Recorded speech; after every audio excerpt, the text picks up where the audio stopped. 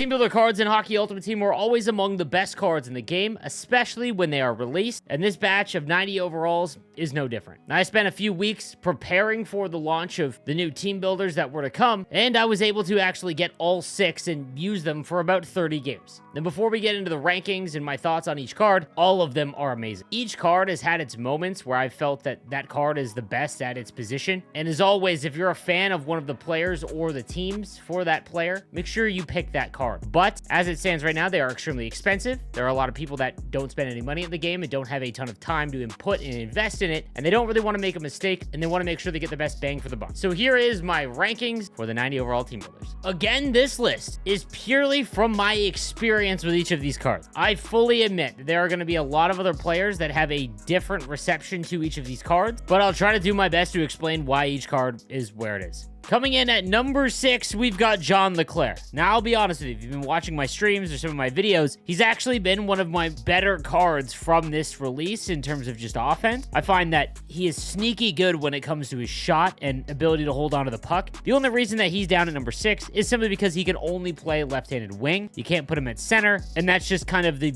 most log-jam position in the game. There are a lot of options there. However, there is a huge benefit to him in the sense that he is a fantastic card, and you don't need to have any abilities on him to notice it. I don't run any abilities on John LeClair, and like I said, he's been one of my better cards so far. In my opinion, though, he is still number 6 compared to the other ones.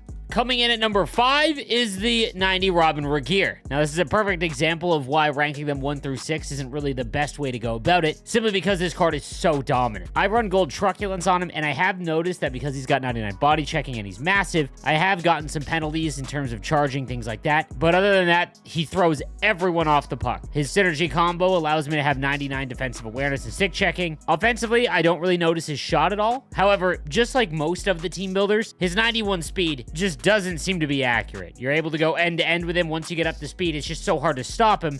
And he does have speed boost as an option. I just don't have it available to me to activate. You don't even really need Gold Truculence simply because he's got 99 body checking, but it does help when you're going up against another player that has a massive unstoppable force winger, those kind of situations. It just makes sure that he throws them off the puck. Super dominant. Next, we've got Willie Mitchell. And the reason why I have Willie Mitchell above Robyn Regehr is, one, he does the exact same in terms of throwing people off the puck. He's only got 92 body checking, but because he's so big, it really doesn't matter. He doesn't need Truculence, and you can throw Shutdown on him if he's going to play in your top pairing, even if he's not, really. His skating, again, doesn't feel like it's 92 overall. It's Quick Pick that is quickly becoming one of the best abilities of the game, simply because it actually will give you intercept animations on some of those forced cross-ice passes. I've noticed it a number of times with Willie Mitchell, and honestly, that's the reason why he's at number 4 for me. Coming in at number 3 is Brendan Shanahan. It took me a little while to get him going in terms of goal scoring. He was kind of a passenger on my lines, but his line mates on my team are Modano as well as Wayne Gretzky, so that might be expected.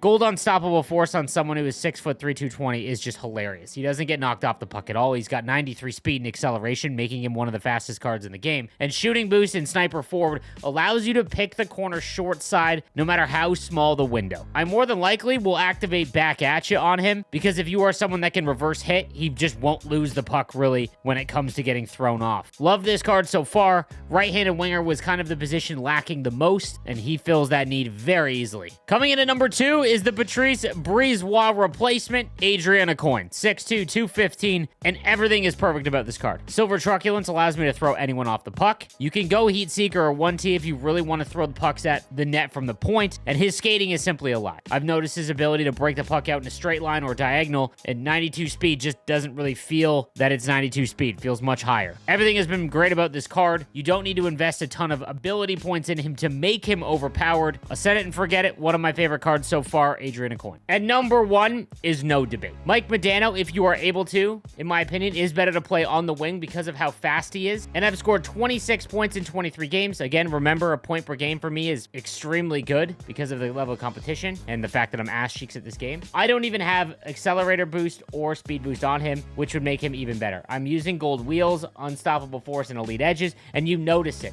When he gets the puck, you can just run away from whoever's trying to chase him down. His shot is great. You can play him at center if you get defensive boost activated to make his faceoffs 94. There aren't many centers that are better than him, but I'm using Wayne Gretzky, which is why I put him on the wing. Very, very good. He should be, in my opinion, your first team builder card at 90 overall that you go to make. If you can only make one, you will not be disappointed with this Mike Modano card. Now, I also want to touch on making more of these cards. Now, a lot of the player base might struggle to make one, nevertheless, all 6. And right now, the auction house is an absolute disaster because everyone is trying to make these cards. Here would be my rule of thumb if you are trying to make these team builders. Understand that it will require you to make 12 teams in the sets. You need to get 25 cards for each, which would mean to complete a team in its entirety, it'll run you about 32,500 coins if you can get every card for 1,300 coins, which is going to be a struggle right now. You'll need to complete 12 cards. You'll need to build 1284 overall team builders to make one, which runs you about 390,000 coins to make 190 overall. And again, that's not including any of the fodder that you've got. It's just really what it is. Now, most cards under 1,300 are going to be Chicago Blackhawks, and it's very hard to complete them because there's only 280 and above Chicago Blackhawks players. But I would wait and be patient. Take untradeable rewards. Get as many cards as you can from rivals. On top of that, if you play Hut Champs, take Mega Players packs for 2 Hut Champs collectibles. If you get cards for a team that you don't need, you can simply sell them for 1,500 coins more often than not, and then go and buy the teams that you need. It is going to take quite some time. There is no rush. They will come down in price, but it'll take about a week or 2. That's going to do it for me. Let me know what you think in the comments section down below, and I will see you guys next time. Have a good one.